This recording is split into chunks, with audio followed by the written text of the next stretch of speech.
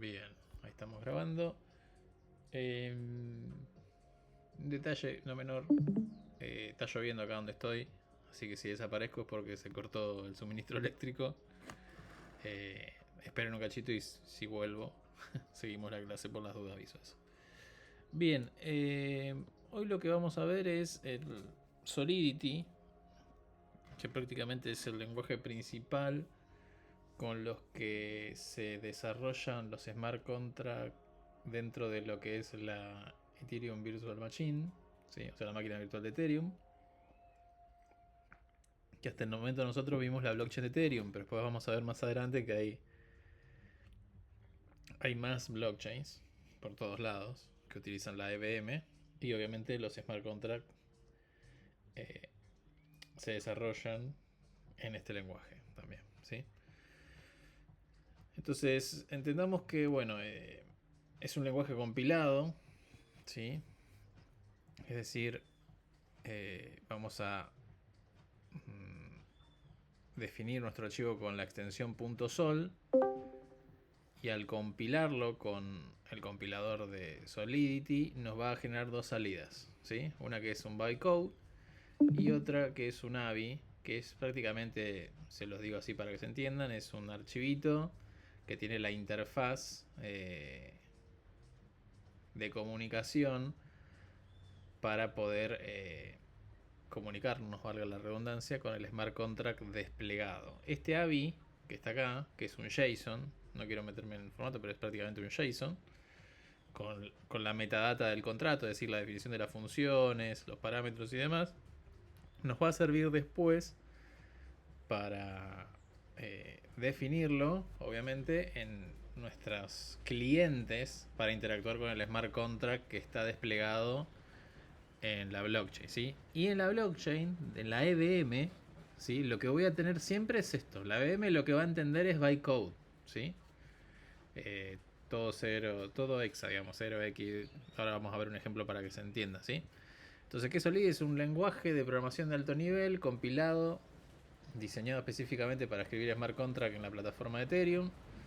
Fue propuesto por Gavin Wood, ese era el otro fundador que me faltaba de Ethereum, que ahora es fundador de Polkadot, en 2014, y desde entonces se ha convertido en el lenguaje de programación principal para el desarrollo de smart contract en Ethereum, ¿sí? Y acá voy a empezar a hablar del lenguaje en sí, parecido a la clase de Python que fue la semana pasada, ¿sí?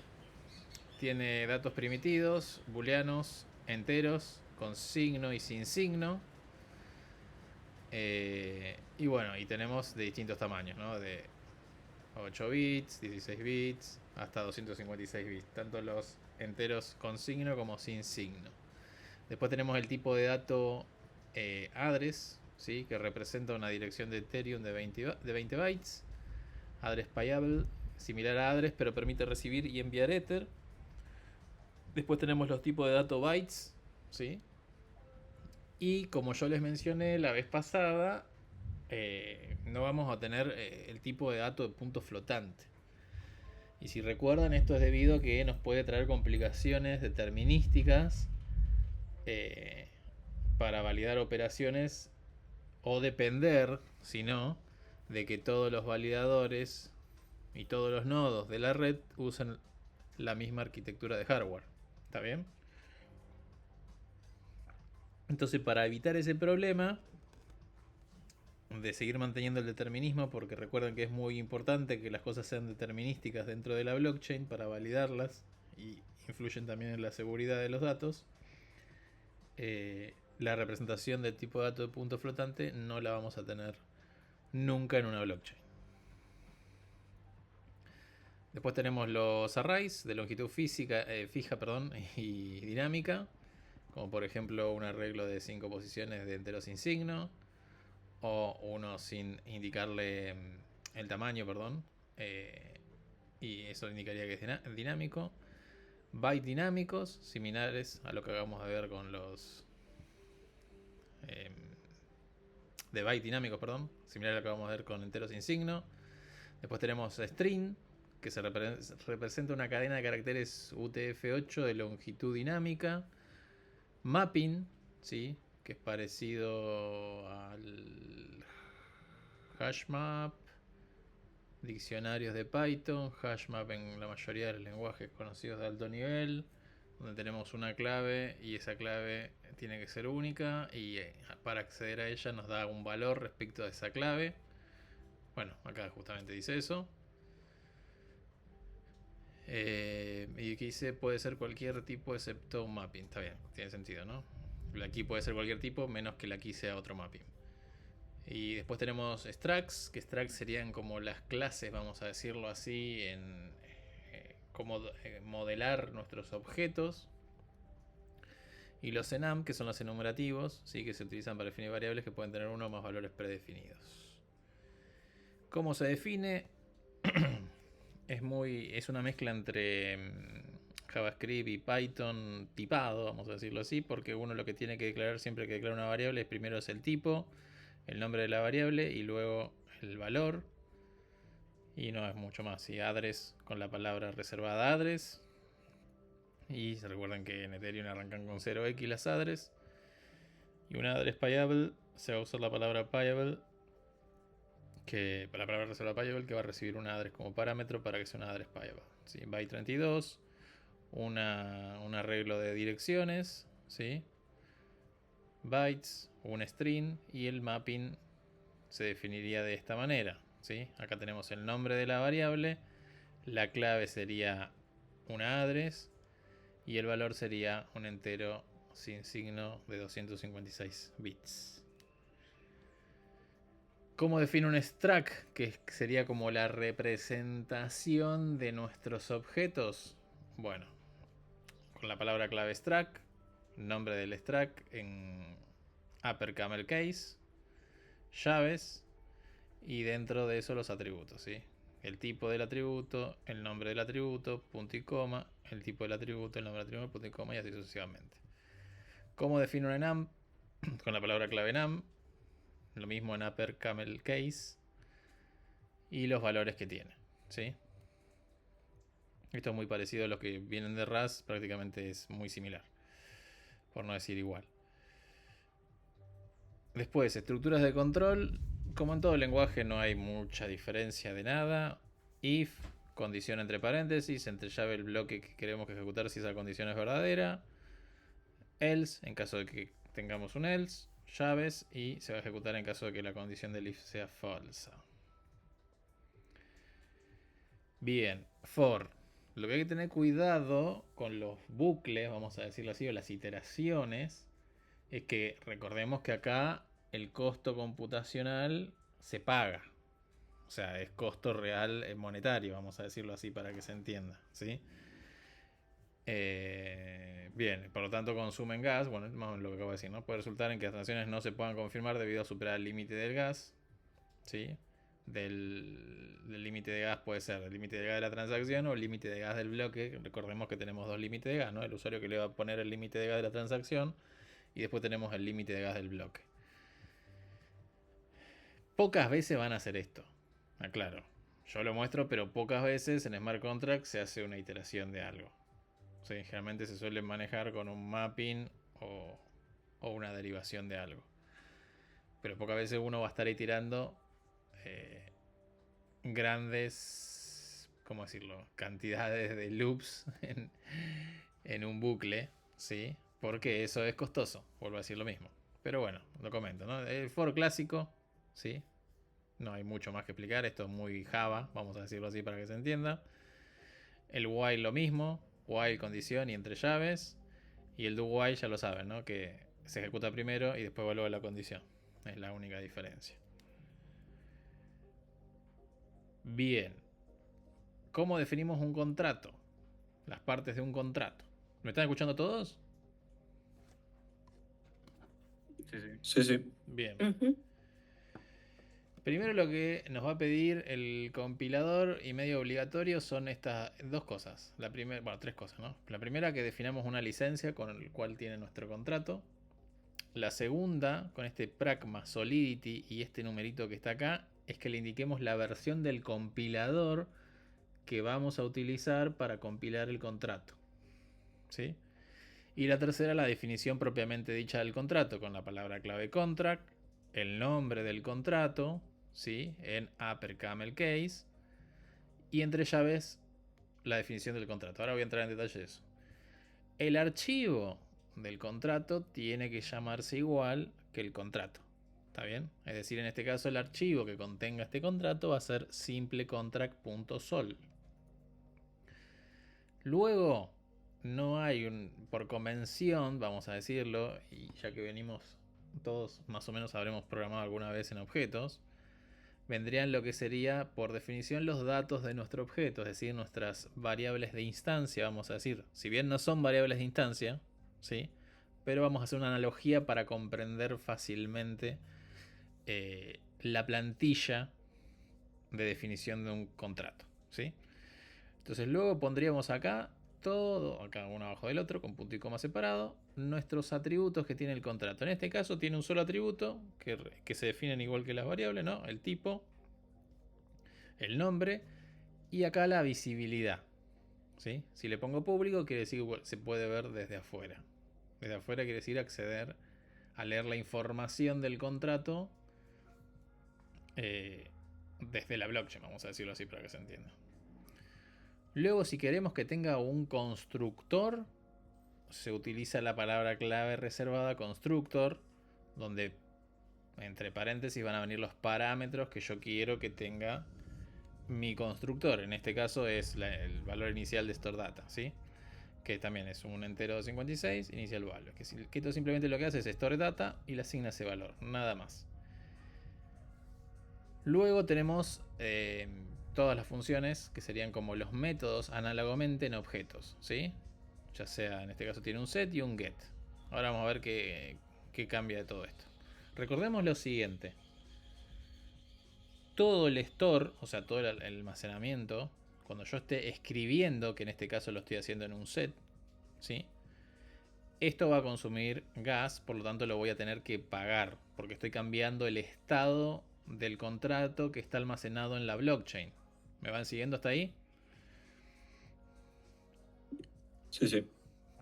Ahora, todo lo que es lectura de data, en este caso el get, o incluso en este caso, que es lo mismo prácticamente, pero no importa, esto es a modo pedagógico, todo lo que es la lectura de información, como no voy a cambiar el estado almacenado en la blockchain, no es una transacción, por lo tanto no hay costo, ¿sí? Se lee la información. Con respecto a las funciones del contrato, tenemos distintos tipos de clasificación de ellas, ¿no? Tenemos las funciones de estado. Estas son funciones que pueden modificar el estado del contrato, que es lo que acabo de decir. Cambian el valor de una o más variables de estado, ¿sí? Estas funciones consumen gas cuando son llamadas y las transacciones que las invocan deben ser validadas en un bloque. Funciones de sola lectura, que son las view functions. Estas funciones no pueden modificar, el estado del contrato y solo leen valores. Se pueden llamar externamente y no consumen gas cuando se invocan de esta manera porque no generan una transacción real en la cadena de bloques. Se declaran con el modificador view. ¿Sí? Es este que está acá.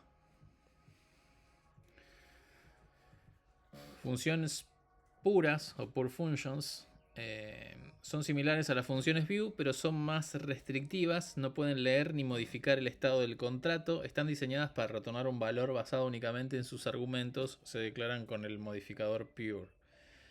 A ver, la diferencia entre las view functions y las pure functions es que la data que voy a estar leyendo acá del contrato, estas sirven generalmente para hacer cálculos, ¿sí?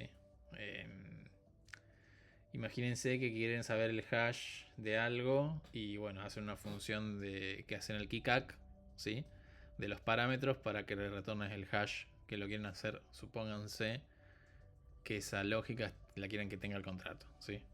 No voy a estar leyendo data de estado del contrato, sino simplemente haciendo algo con los parámetros que me están viniendo en la función pura, ¿sí? Esa sería la diferencia. Bueno, después funciones de pago, payable functions, que son funciones que pueden recibir Ether. Si envías Ether a una función que no está marcada con el modificador payable, ¿sí? La transacción falla. Las funciones payable son esenciales para contratos que deben manejar Ether directamente como un contrato de crowdfunding. Funciones internal functions, Estas funciones solo pueden ser llamadas del propio contrato o desde contratos derivados. No pueden ser llamadas directamente por transacciones externas. Son útiles para dividir la lógica del contrato en partes más pequeñas, para reutilizar el código, para implementar detalles de bajo nivel que no deberían ser expuestos a los usuarios del contrato. Son las famosas privates, ¿sí? Las que tenemos en Java, por ejemplo. Funciones externas, external functions. Estas funciones están destinadas a ser llamadas de transacciones externas y no desde otras funciones dentro del contrato. En algunos casos pueden ser más eficientes en términos de gas cuando se llaman desde el exterior en comparación con las funciones públicas. Y vamos a ver, bueno, me quedan dos más. Las fallback. Bueno, antes de la versión de 0.6 de Solidity, si un contrato recibía Ether sin que ninguna función fuese llamada, es decir, una transacción de Ether en la dirección del contrato sin datos adicionales, y si el contrato no tenía una función marcada como payable, entonces la función fallback se ejecutaba. Esta función no puede tener argumentos ni retornar nada. Se entiende, ¿no? Es un fallback que se ejecuta siempre cada vez que reciba una función payable Ether. O sea, yo podría tener una lógica especial, vamos a decirlo así para que se entienda. Tipo un hook, ¿sí? Resave, introducido en la versión 0.6, una variante especializada de la función fallback que solo se ejecuta cuando no se llama a ninguna otra función y no se proporcionan datos. La visibilidad de las funciones y también de las variables de estado en Solidity se define mediante los modificadores public, private, internal y external. Y acá, que no se ve mucho, ¿alcanza a ver algo? Sí, sí. A ver, pero tengo un guis acá medio. Pero lo puedo poner. A ver,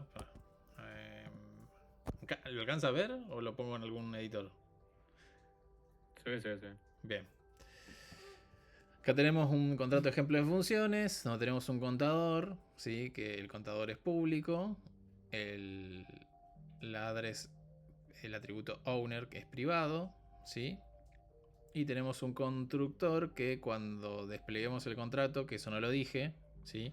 Cada vez que despleguemos el contrato, lo que se ejecuta es el constructor en la transacción. Que en este caso lo que va a hacer es a la variable owner, a través de la palabra clave MSG, tiene varios atributos el MSG, voy a traerme el sender, que el sender es quien está ejecutando la transacción. Sí, es decir, entonces quien despliegue el contrato, porque va a ser a través de una transacción, se va a ejecutar el constructor y el deployer, o sea, del desplegador, no sé cómo decirlo en español, va a ser el owner del contrato, ¿sí? Después tengo una función incrementar, que es pública, que simplemente lo que hace, no recibe parámetros, incrementa en uno el contador, ¿sí? Nada más. Después obtener contador es un view, ¿sí? Porque voy a retornar obviamente lo que estoy leyendo acá. Igualmente podría acceder por acá, ¿no? Pero bueno.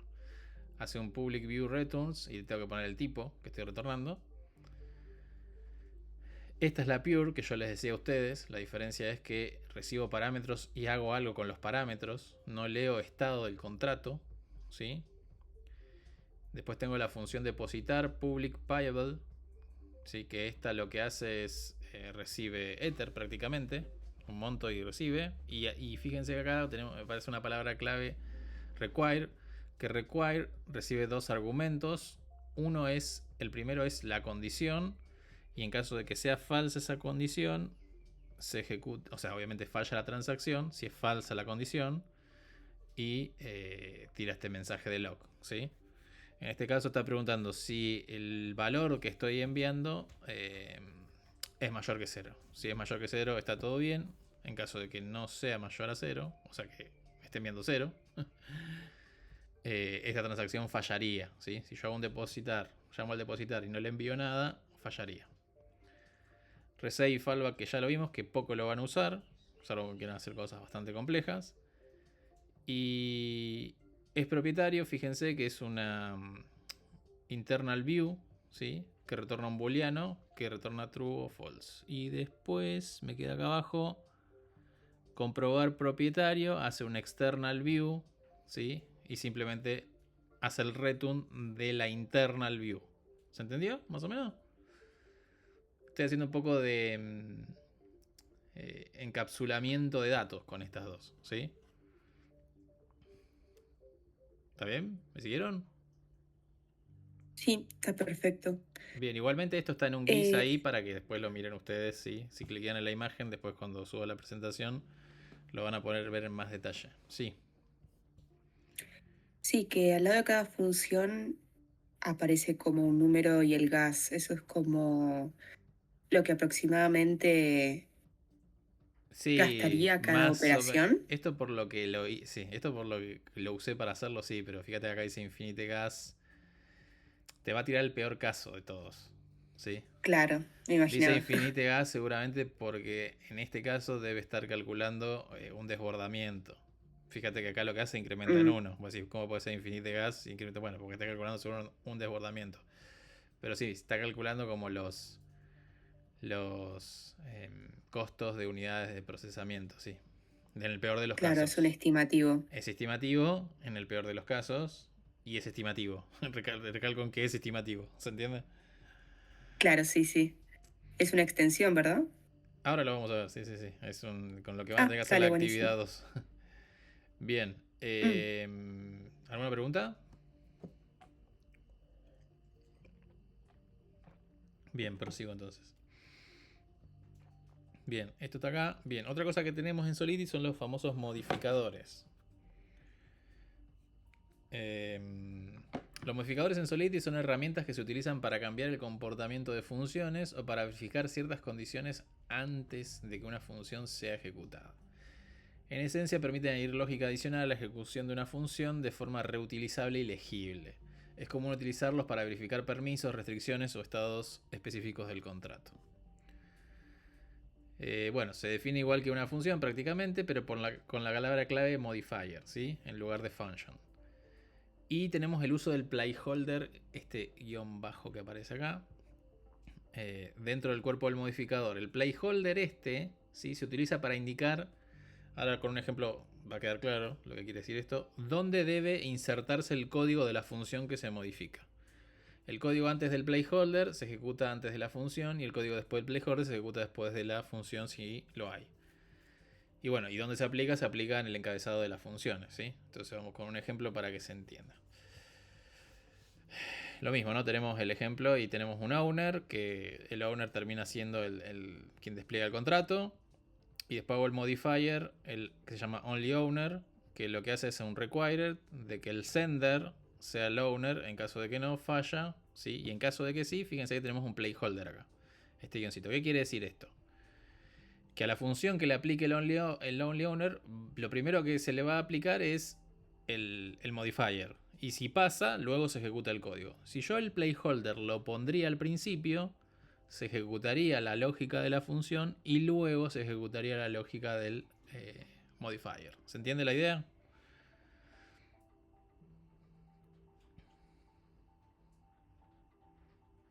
¿Me caí?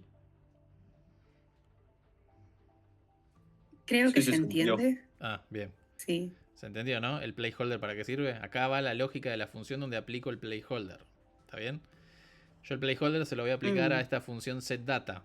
Que me viene una data, simplemente hace data igual a esa data que me viene. Y le digo que es pública y tiene el modify onlyOwner. Yo podría tener varios modifiers, ¿sí? Con comas, ¿está bien?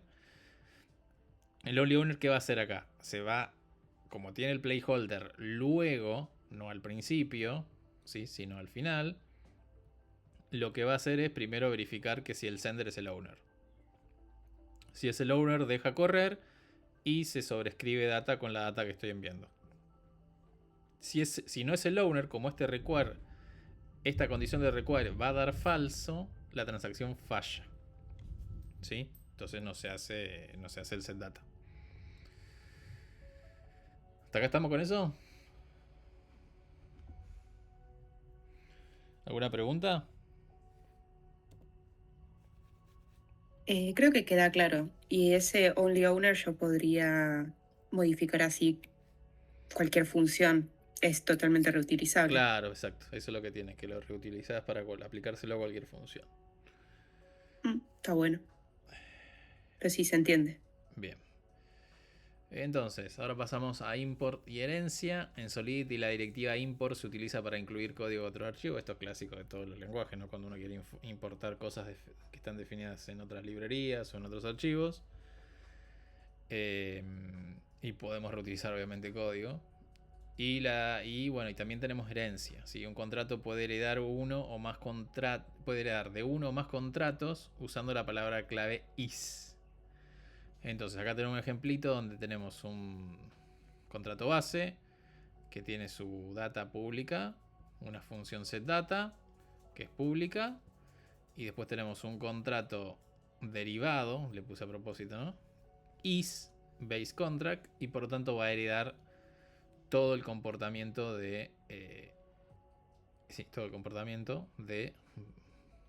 el contrato base. También tenemos herencia múltiple, ¿sí? Y el orden en que se enumeran es importante porque determina el orden de inicialización y el orden de disposición de almacenamiento. Es decir, tengo el contrato A y el contrato B, que tienen dos atributos A y B, valga la redundancia. Y contract C is A, D, ¿sí? Y el orden de inicialización va a ser A, luego B, por lo que A se inicializa antes que B. Lo mismo con en caso de que, a ver si lo puse acá eso. Bueno, si tuviera dos funciones que se llamen igual, se va a ejecutar la primera, y si quisiera llamar a alguna específica tendría que hacerlo explícitamente. Igual rara vez van a hacer herencia múltiple de contratos, ¿sí? Pero se los comento porque el lenguaje lo provee. Después, sobre escritura, las funciones, las variables de estado y los modificadores de los contratos derivados pueden sobreescribir las definiciones de los contratos básicos. Esto es clásico, ¿no? O sea, tengo el contrato base que tiene un getValue, que es pure, que retorna, en este caso retorna 1. Y ahora yo quiero sobreescribir para que retorne 2, ¿sí? Entonces, ¿qué es lo que hago? Bueno, la defino de igual manera, ¿sí? Function getValue se tiene que llamar igual, public pure, y nada más que le agrego la palabra override, ¿sí? Después igual, simplemente va un override antes del return, de lo que retorno. Y en este caso, retorno 2. También esta es pure y no es view porque estoy retornando un valor fijo, ¿sí? No estoy retornando estados del contrato, vamos a decirlo así para que se entienda. Bien, si tenemos herencia, podemos llamar a, como les dije recién, a una función específica del padre. Entonces tenemos... yo me estoy avanzando con herencia. Todos entendemos el concepto de herencia, ¿no? Al menos los que estamos acá presentes. Sí, sí. Bien. Entonces tenemos el contrato A, ¿sí? Que tiene la función foo y retorna A. Y el contrato B is A, que tiene la función foo, ¿sí? La sobrescribo como lo que vimos recién. Y simplemente hago un super foo para que revuelva A. ¿Está bien? Y después tengo el contrato C, que hereda de B. Hago un override y hago un super foo. Se entiende que esto va terminando de retornar A, ¿no? Esto es simplemente para mostrar pedagógicamente cómo utilizar el super. Bien, constructores de herencia. Si un contrato base tiene un constructor, este debe ser llamado en el constructor del contrato derivado. Si el contrato base tiene un constructor sin argumentos, este se llamará automáticamente. Creo que se entiende perfectamente, ¿no? O sea, si tengo contract example, que es ejemplo de función, hereda de ejemplo de funciones, y hereda de RC20, si los constructores de estos no reciben argumentos, no pasa nada, se llama automáticamente y me concentro en el constructor, del contrato que estoy haciendo. Si reciben argumentos, los tengo que llamar sí o sí y pasarlo, ¿sí? En este caso se llama de esta manera que está acá. El que tiene argumentos es el RC20. ¿Por qué no tengo ejemplo de funciones? Bueno. Y después hago la lógica de este contrato, ¿sí? Que es decir que el owner sea el sender. ¿Hasta acá estamos? ¿Se entendió eso?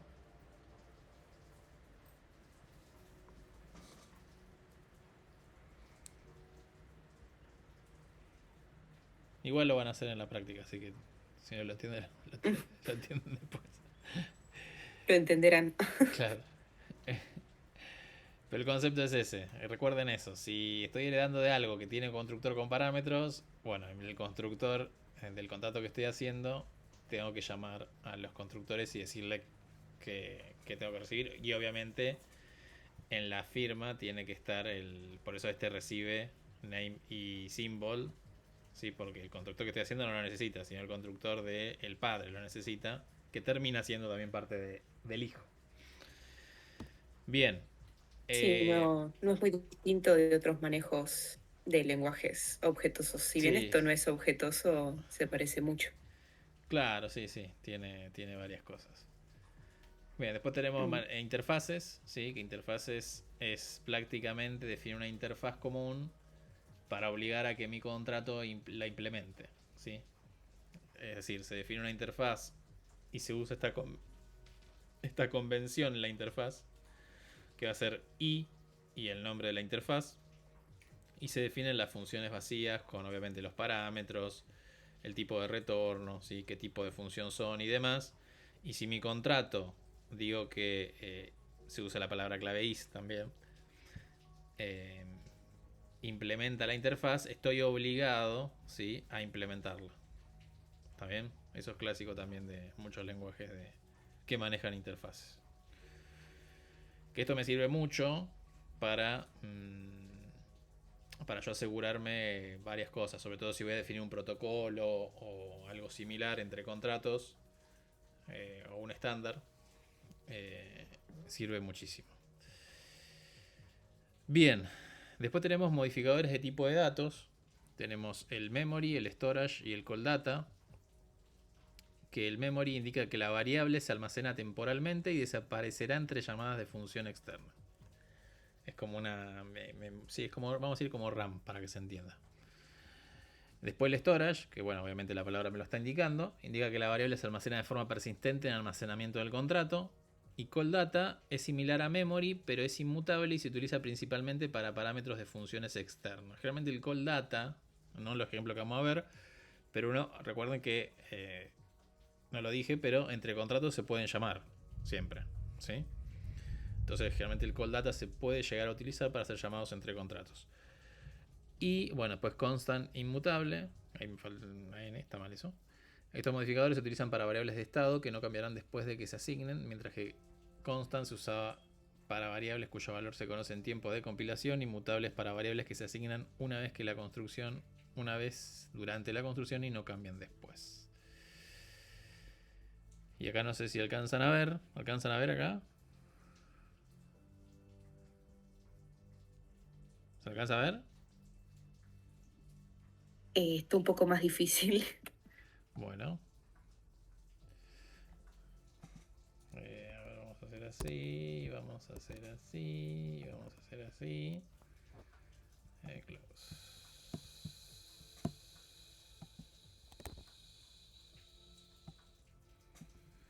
Bien, ahí creo que se ve un poco mejor, ¿no? Ahí lo voy a sumar un poquito más de última. Sí, está mejor. Bien. ¿El resto? ¿Están ahí? Se fueron. Bien. Entonces, esto ya es más de lo mismo, ¿no? Variable de estado, bueno, constant, como recién lo acabamos de ver. Inmutable, ¿sí? Valor asigno al constructor que no cambia después, o sea que es inmutable, es decir que al llamar al constructor en inmutable se le asigna ese valor y después no va a ser modificado. Y después acá tenemos función setData, que recibe una nueva data, y el callData. Y es tipo external.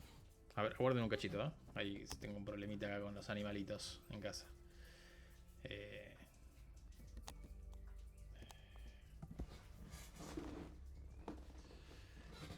Ahí estamos. Bien. Y después dijimos que teníamos el tipo memory, ¿sí? Que define una variable de tipo memory. ¿Qué quiere decir esto según lo que dije recién?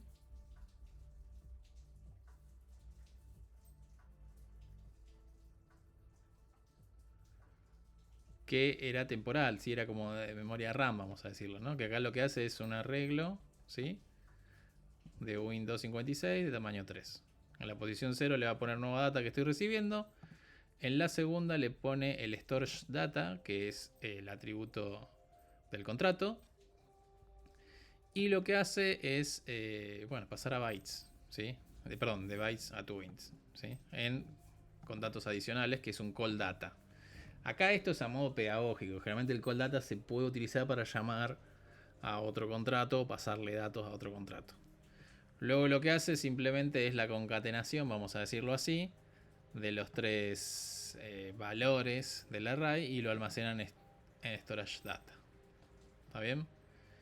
¿Y qué más tenemos acá? Bueno, y un for con un modo ejemplo. Función helper para convertir bytes a U256 Win256 simplificado.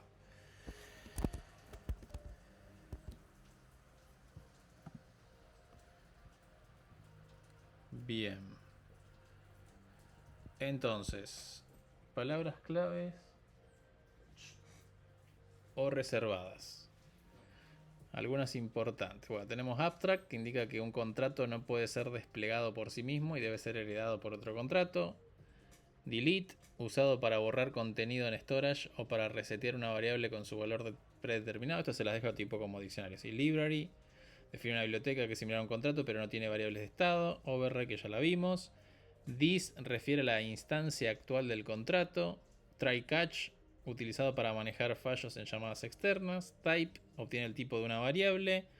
Using, indica que el contrato usa una biblioteca específica. ¿Hasta acá estamos? ¿Alguna pregunta de esto? ¿De lo que venimos viendo?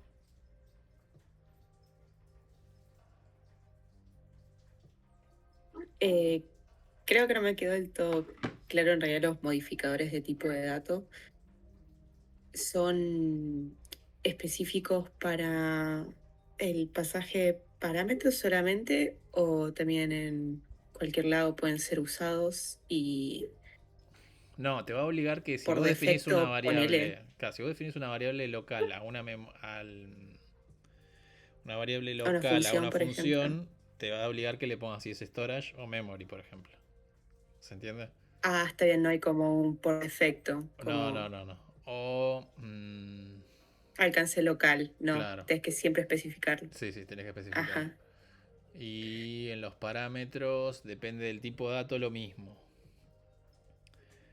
Por ejemplo, sobre todo cuando son datos de tipo... A ver, tengo un ejemplo acá.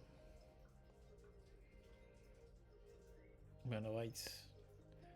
Pero sí, igualmente el compilador te va a chillar y te va a decir que defina si es storage o memory en caso de que tengas una variable local o un tipo de dato que no sea el clásico int, ¿sí? Ujú. Te va a decir que le pongas, si querés que usar el almacenamiento de RAM, vamos a decirlo así, memoria, o que se almacene en disco con storage. Que se almacene en disco quiere decir que quede en la blockchain, ¿sí? Claro, sí. Está bien, ahora me queda más claro. Y después, Pero en después estos general serán eso es como sencillos. una especie de límite, limitación que te pone al ser fuertemente tipado como, no, necesito que me especifiques dónde va a guardar esto, dónde se va a guardar esto. Claro, en realidad sí lo vas a guardar o no en la blockchain prácticamente. Sería. ¿Se Claro, no entiende? lo puede asumir. Está bien, tiene sentido. Ahora me queda más claro. Bien.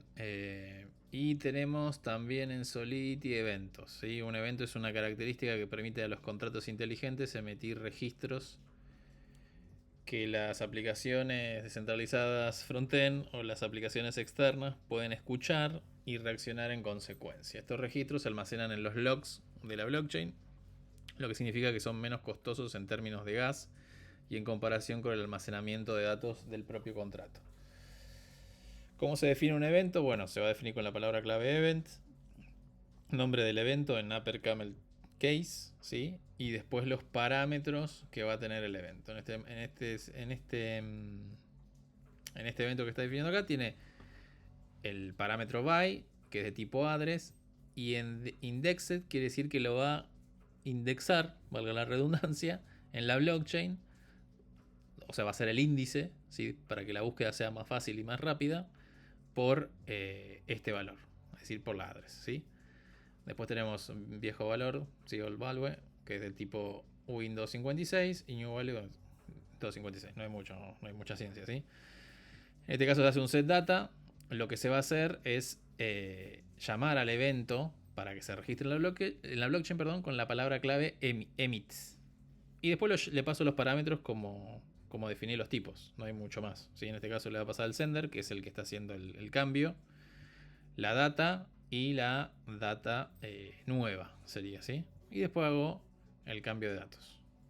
Una cosa que es importante, que lo menciono acá, pero si algo falla, cualquier cosa que falla acá en el medio, ¿sí? La transacción completamente se revierte. ¿Se entiende? Ahora es fácil de verlo porque tiene dos líneas de cosas, pero supónganse que yo después tengo acá, le haya puesto el only owner y el placeholder esté luego, perdón, antes, en el placeholder esté al principio del modifier.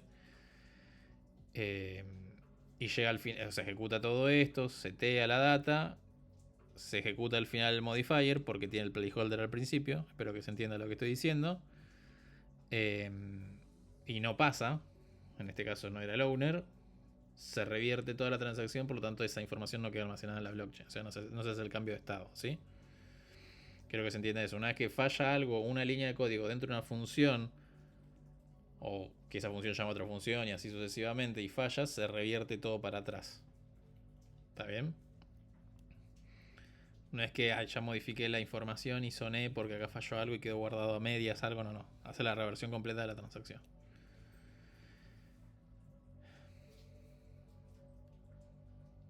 Bueno, acá dice lo mismo, ¿no? La palabra indexed en el evento significa que ese argumento se puede usar como filtro para buscar o escuchar eventos específicos.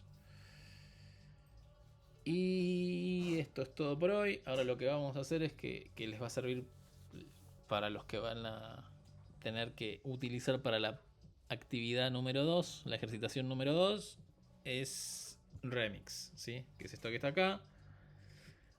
Van a tener que instalar Metamask. Que acá les dejo la extensión como instalársela en el navegador. Van a tener que pedir, como hicieron con Bitcoin, ¿sí?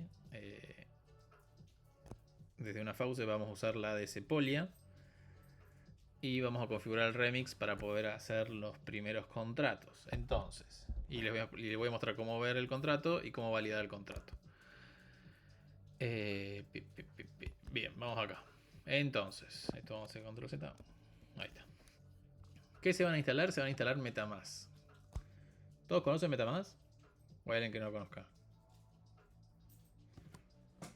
No, no conozco. Bien, es una wallet. Es una wallet para prácticamente muchas blockchains basadas en EVM. Y uno puede seleccionar la blockchain que quiero usar, ¿sí? Acá. Puedo ir acá a las redes que están. Que está Base, que está Línea, Ethereum, Mainnet, Arbitro One, Avalanche. Todas estas son EVM, ¿sí? Que ya vamos a ver algunas que son y por qué existen. Y uno puede ir a Custom, acá. Y vamos a ir a las redes de prueba. Vamos a elegir la que es Sepolia, ¿sí? Y una vez que elijamos Sepolia, o sea, van a crear la wallet, se van a instalar la extensión en el navegador. Van a crear la wallet, siguiente, copian la frase semilla porque se la genera toda la wallet, ¿sí? Automáticamente van a crear una cuenta. Acá les va a dar la address de la cuenta, la copian, ¿sí? Van a ir a este de aquí, que no me quiere andar, pero bueno, vamos a hacerlo así. Van a ir a... No, esto no, pero van a ir a la página. Acá. Van a ir acá, ¿sí? Van a poner la wallet esta de... Acá están viendo Metamask que se abre y dice 0.0497 Sepolia TH, ¿se ve eso? Sí, sí. Bien. Sí, sí, Bien, se ve perfecto. copian la address de ustedes ahí. eligen acá la de Ethereum Sepolia. Estoy en la FAUS, está acá. ¿Cómo pedir ETH de Sepolia? ¿Sí? Ponen ahí, ponen Receive.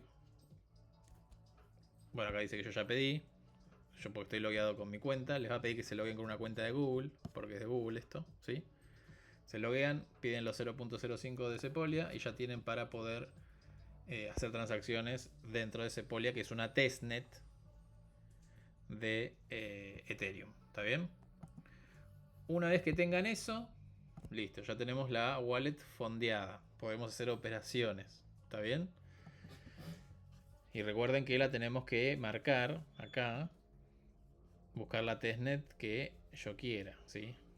No la mainnet, ¿sí? Igual si voy a mainnet no tengo nada, así que no me puede hacer nada. O sea, me fui a mainnet de Ethereum y no tengo nada, ¿sí? Ahí estaría gastando plata de verdad, pero igual no tengo nada, así que no pasa nada. Voy a Sepolia, que va a tener mi 0.05 que me dieron. Y después voy a tener esto de Remix, ¿sí? Que esto se me corrió.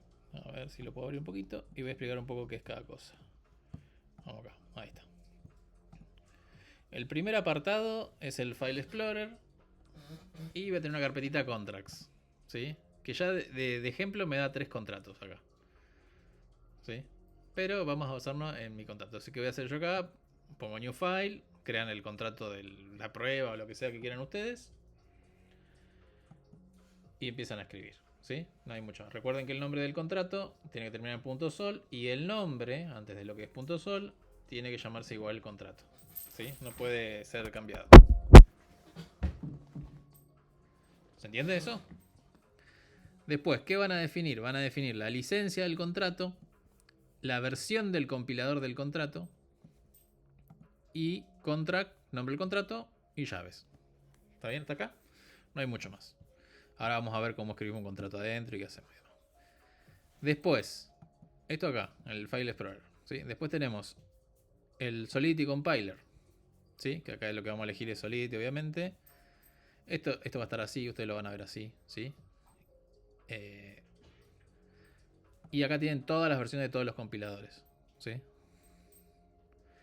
Esto es importante, más adelante van a saber por qué es importante, ahora no lo voy a explicar porque no tiene sentido, no los quiero confundir más. Eligen la última versión, no sé mucho, que tiene que coincidir con la que definieron en el encabezado de su contrato, ¿está bien? Si acá le ponen que acepta la 29, no sé si estaba la 29, sí, y eligen acá la 30, no va a compilar, ¿se entiende? Tienen que poner en la que definieron que van a usar en el encabezado del contrato. Aprietan compile y compiló. Si tira verde, compila, ¿sí? Acá cuando van a Advanced Configurations, fíjense que tiene una optimización.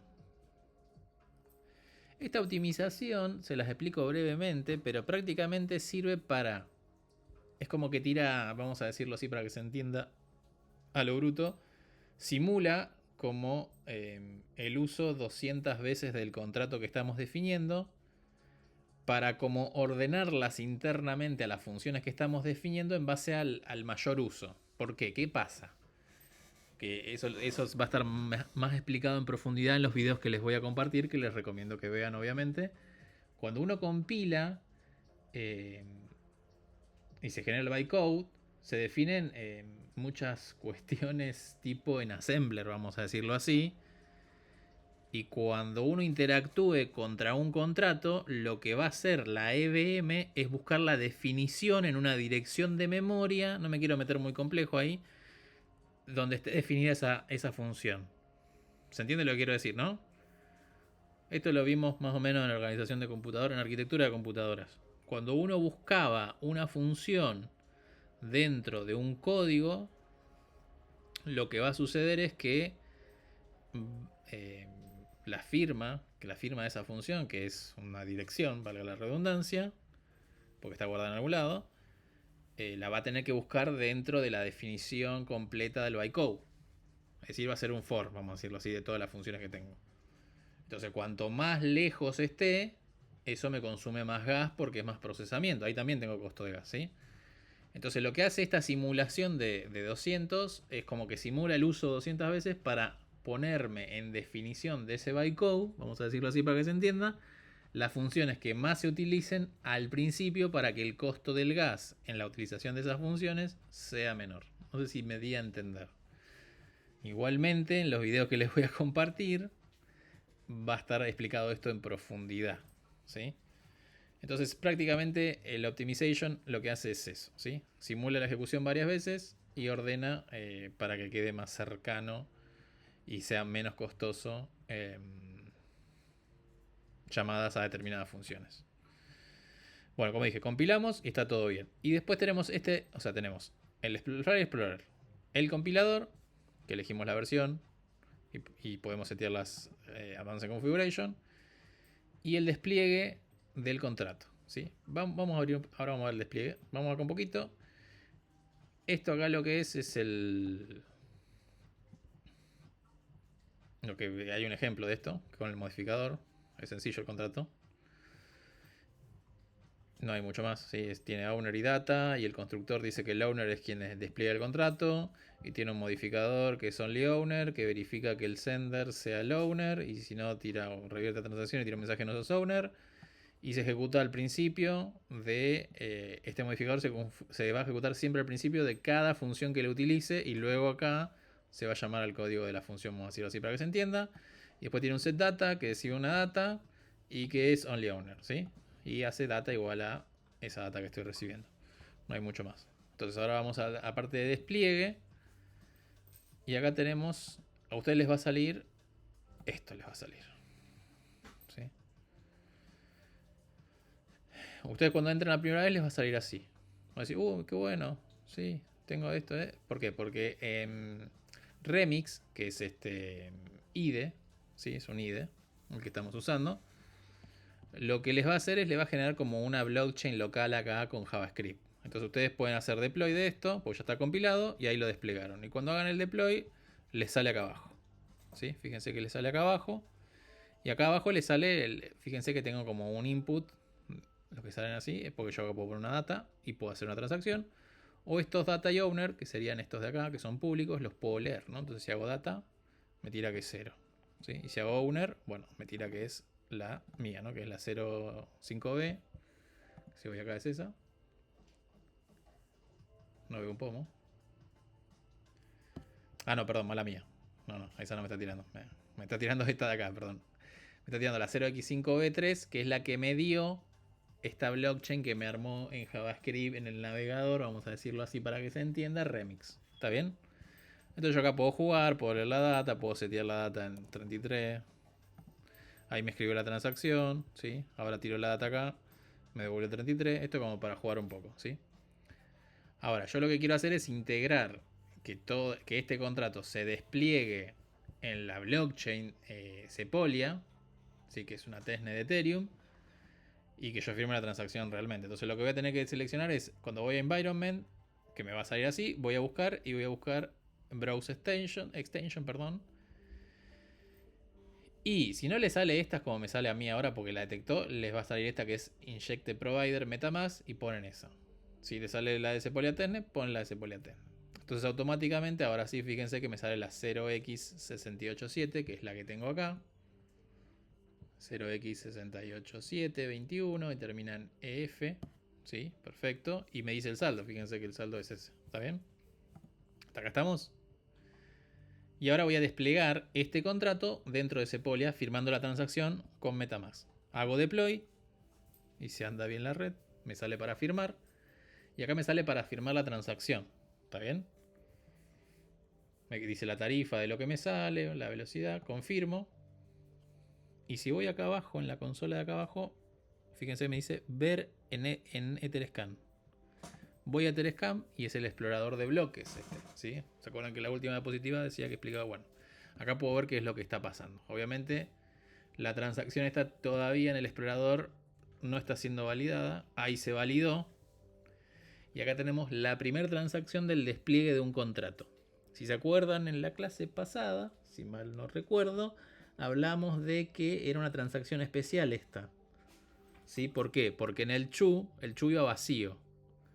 ¿Sí? No iba con nada. Y en el chu en este caso me está metiendo la address del contrato. Que la address del contrato, recuerden que es de la concatenación, vamos a decirlo así entre comillas, de la address del creador. ¿Sí? En este caso es... Esto no, perdón. Acá. es esta, más el nonce, ¿sí? Y eso le hace el keycack 256 y si mal no recuerdo agarra los últimos 20 bytes, ¿sí? Y genera esto de acá. ¿Está bien? Entonces vengo acá yo y no tiene 0 DTH. Recuerden que todos los smart contracts tienen balance de DTH. Y acá me aparece distinto. Si se fijan, si yo voy a esta cuenta, yo en mi cuenta tengo esto de acá, bueno, y las transacciones que hice, que estuve probando hoy, y esto de acá nada más, ¿sí? Entonces si voy a la transacción de acá, que me generó esta adres de contrato, tengo esta pestañita extra. Estas dos que no tengo en la cuenta externally owned account, ¿sí? Esta es una contract account. Por lo tanto aparece en el explorador de Etherscan. Tengo la ventaja que me aparecen estas dos cosas. Si yo voy a contract, bueno, justo ahora no me sale lo que quiero. Vamos de vuelta porque ya desplegué este contrato. Vamos a cambiarle el nombre para engañarlo un poco. Y ahora les voy a explicar una cosita.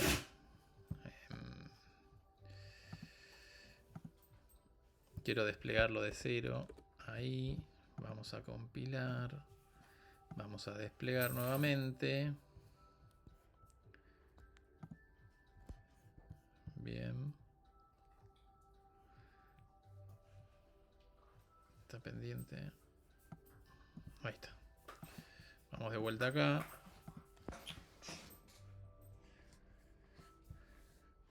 Esperamos un cachito.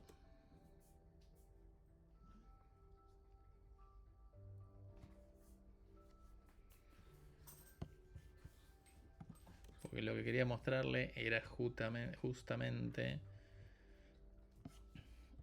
Y como ya desplegué el contrato hoy temprano, me lo detectó el código. Y lo que no quiero es que me detecte el código. Bien. A ver si hay que haciendo ese jueguito. Bien, perfecto. Entonces si voy a contract ahora, despliego un nuevo contrato con otro nombre, ¿sí? Me sale este choclo de acá. Este choclo de acá es el famoso bytecode. El bytecode que es lo que interpreta la VM. La VM solamente interpreta esto de acá, ¿sí? ¿Se entiende eso? ¿Está ahí? Hice el despliegue del contrato y compilo el contrato y lo que despliego es este choclo que está acá de bytes prácticamente, ¿sí? Que no se entiende nada, ¿no es cierto? Si uno lo mira no entiende nada. Ahora, esto es lo que entiende la VM, ¿sí? Entonces ahora, lo que yo puedo hacer, que esto es la gracia de blockchain, que todo es verificable y uno puede verificar las cosas, valga la redundancia, es verificar y publicar el código fuente. En esta instancia lo van a hacer manual, después esto lo tenemos que automatizar, ¿no? Entonces acá tengo que verificar que este contrato, le voy a poner que es un solo archivo, porque es un solo archivo, la versión del compilador que usé, la licencia, que creo que es la del MIT, vamos a chequearla. Sí, es la del MIT, la que está acá arriba. Vamos a cerrarlo. Ahí está. Y acepto los términos y condiciones. Continúo. Y acá voy a pegar el código fuente del contrato, que es este que está acá. Y acá, optimización, sí usamos optimización, lo corrió 200 veces, que es eso que está acá, en la parte de compilador. Cuando van a Advanced Configuration, acá estaba chequeado con Optimization y corrió 200 veces, ¿sí? Licencia MIT, verificamos y publicamos. Entonces, si recuerdan recién, en la parte de contract me salía el bytecode. Yo al hacer esto, ahora en vez de que me salga el bytecode, aparte de que me voy a ver el bytecode, me sale el código fuente del contrato. Quiere decir que este contrato está verificado y está validado con que el bytecode que está acá abajo, con este bytecode que está acá abajo, se corresponde con este código fuente compilado con este compilador en este environment y esta licencia. ¿Está bien? Entonces, si yo voy a interactuar como usuario contra este contrato, puedo ver su código y puedo decir, bueno, perfecto, esto me da la fiabilidad de que si yo entiendo obviamente de código, y para mí es un código que no tiene bugs, puedo interactuar con él tranquilamente. ¿Está bien? Y después estaba la otra cosa que nos generaba también es el ABI. ¿Se acuerdan que yo en la primera slide que mostré, el compilador generaba dos salidas, el bytecode y el ABI? El ABI, si se fijan, es esto que está acá. ¿Sí? Vamos a copiarlo. Y vamos a abrir un JSON formatter. JSON formatter.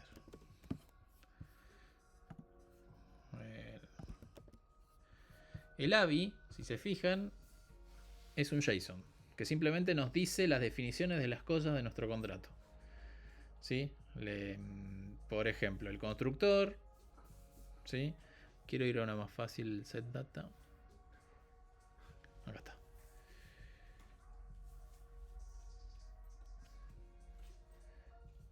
Ahí está, set data. Ahí está.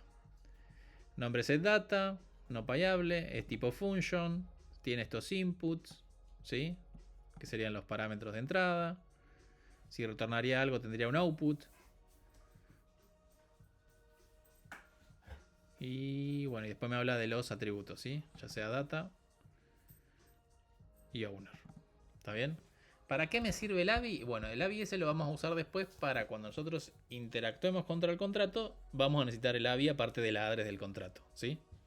Ah, y una cosita más que me quedó pendiente. Acá abajo, bueno, eso se lo mostré igual. Yo puedo interactuar directamente con el contrato acá, ¿sí? Este sería el de 0x8e. No, este no. El E12 sería este. Llamo a data, tiene 0. Llamo al owner, está bien, es este. Y puedo setear la data. Y cuando hago el set data acá, me va a abrir Metamask para hacer la transacción contra el contrato. ¿Está bien? Una vez que se confirme la transacción, si hago data, me sigue tirando 0. Ahí está. Si hago data, me tira 44. ¿Sí?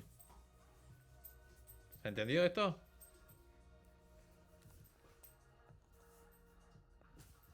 O ya quedaron todos desmayados. Sí. No, sí, está bien, creo. Bien. Para la actividad que sigue, o sea, la ejercitación que sigue, van a usar Remix. Y van a hacer el desarrollo de los contratos sobre Sepolia usando Remix. ¿Sí?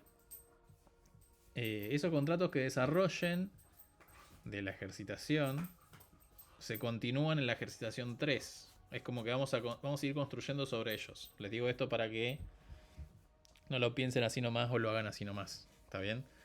Sino que los vayan haciendo, que los vayan guardando y que después vamos a seguir trabajando sobre esas implementaciones que hicieron ustedes. ¿Está bien?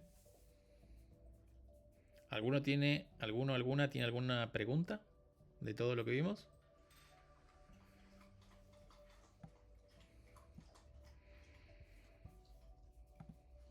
¿No? Bueno, voy cerrando.